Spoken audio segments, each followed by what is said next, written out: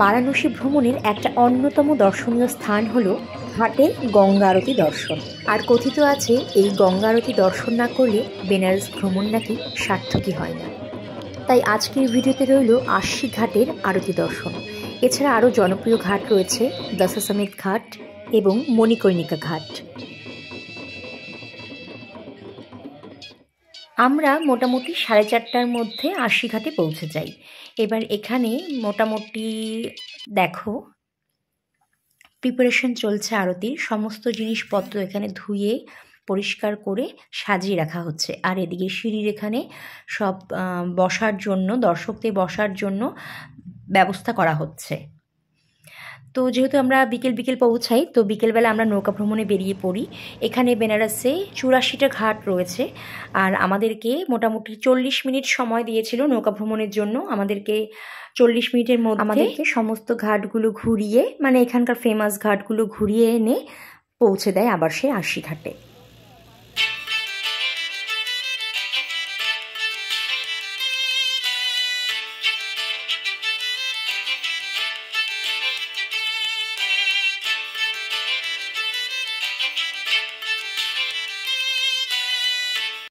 ভক্তদের বিশ্বাস, পবিত্র গঙ্গা জলে স্নান যাবতীয় জাগতিক পাপকে ধুয়ে মুছে দেয় ও মুক্তি লাভ করতে সাহায্য করে।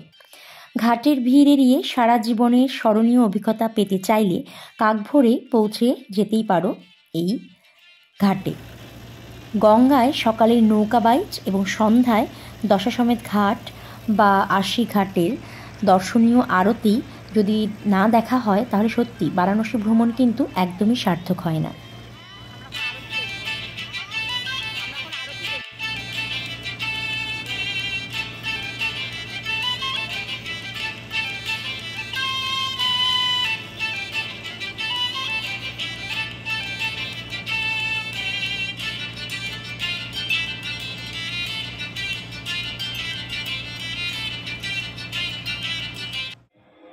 এখানে দেখো লোকজন পুরো ভিড় হয়ে গেছে।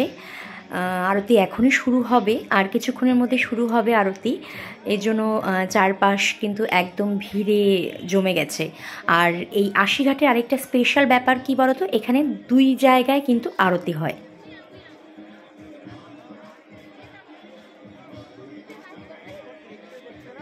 আস্তে আস্তে লোক সমাগম দেখা যাচ্ছে, একদম ভিড় হয়ে গেছে। তো এখন শুরু হয়ে যাচ্ছে গঙ্গা আরতি।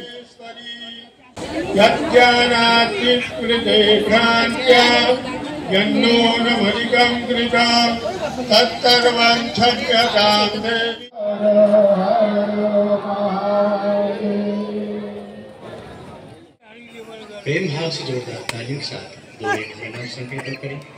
गोविंद गोपाल